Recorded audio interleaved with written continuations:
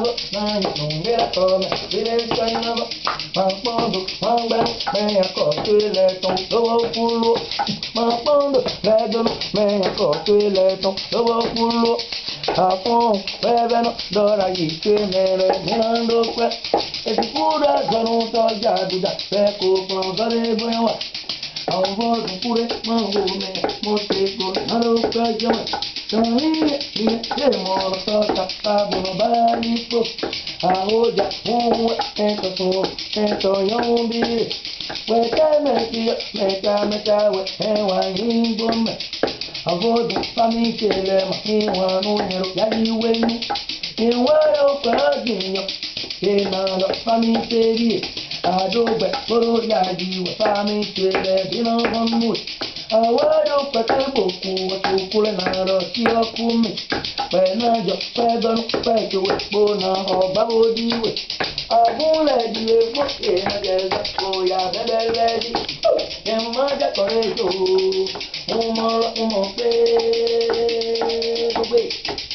and Maja Correto, Puerto, Enga, Lady, I got it, the man was in a way, and Maja Correto.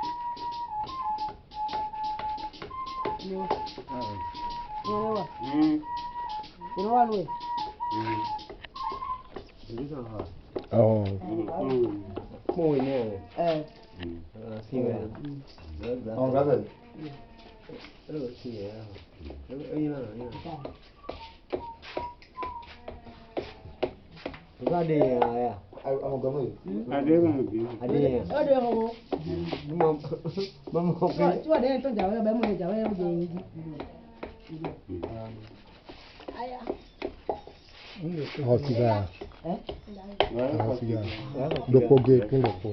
Ewo kin se doko. Kisa zanho, kisa. Do kisa ko ni tuna bi ya sa. Ewo we do ya si ya ko sa. Jaga mo ko.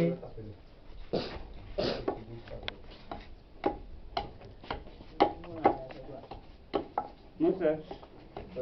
Ko da ni wa. Ko la video wa ho. Kwata bi ala na. You can, if you want, you can come out to take him.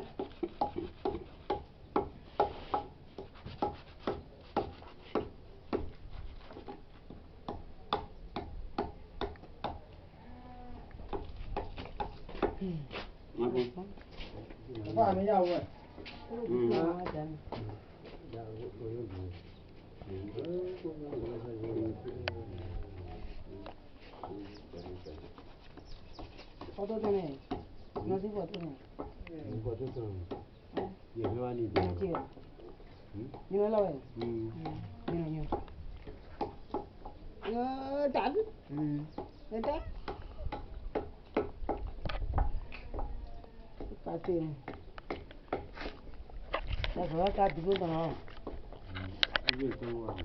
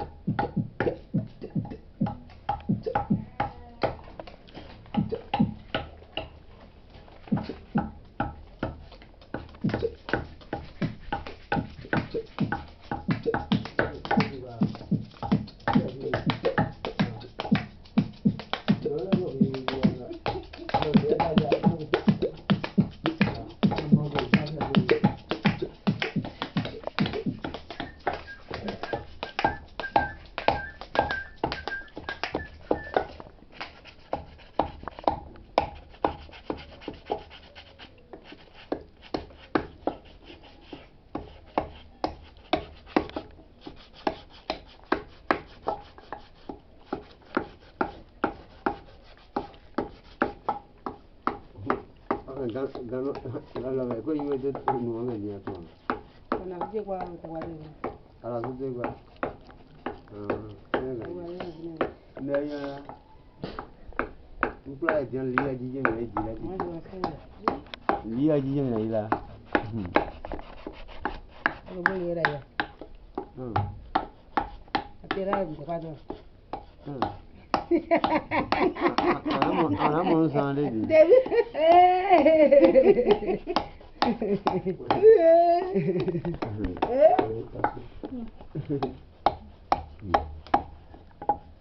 Ya sabe.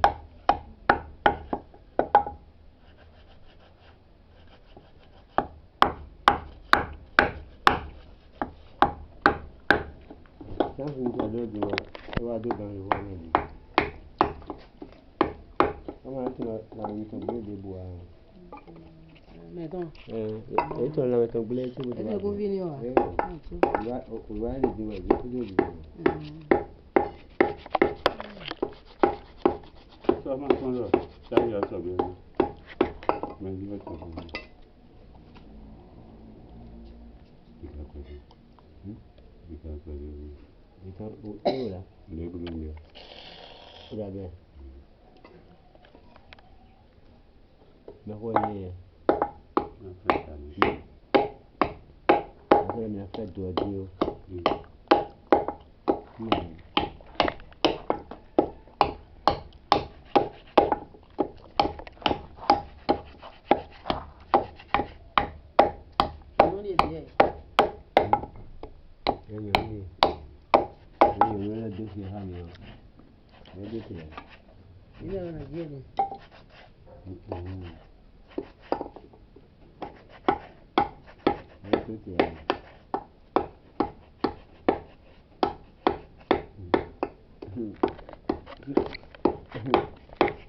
Jangan nana tu pun jangan belum ada.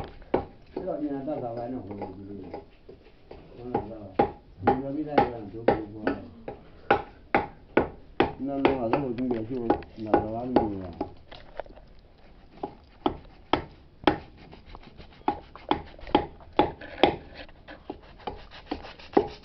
Lo kau sendiri ya?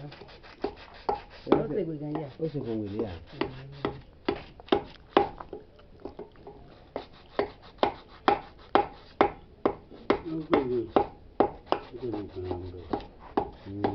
Begini saya ni nanti. Apa tu? Yang terjadi. Yang lagi mana aku nak mahu ya kali. Yang aku ni. Anak kuliah lagi.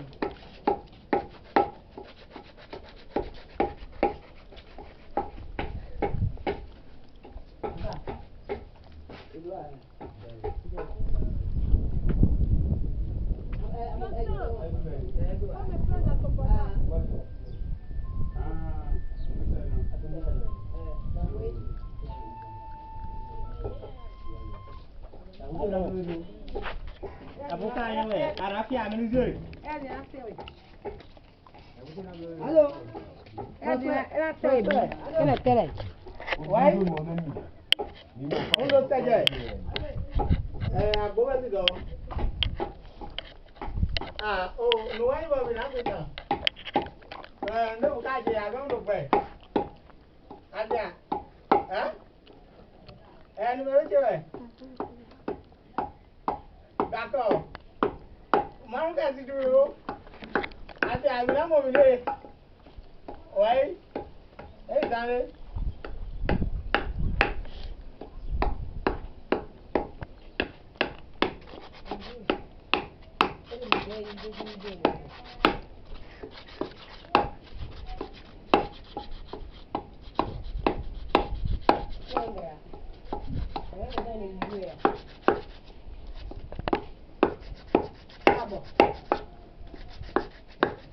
Nada de bom. Ça va. Frère Chilo. Ah, il est sorti. Ah, le boss. Ouais, le finir. Est-ce pas oui? Ya, deux français gulu. Anglais. Bro, budak tunggu. Budak tunggu. Ah, betul. Mai boleh.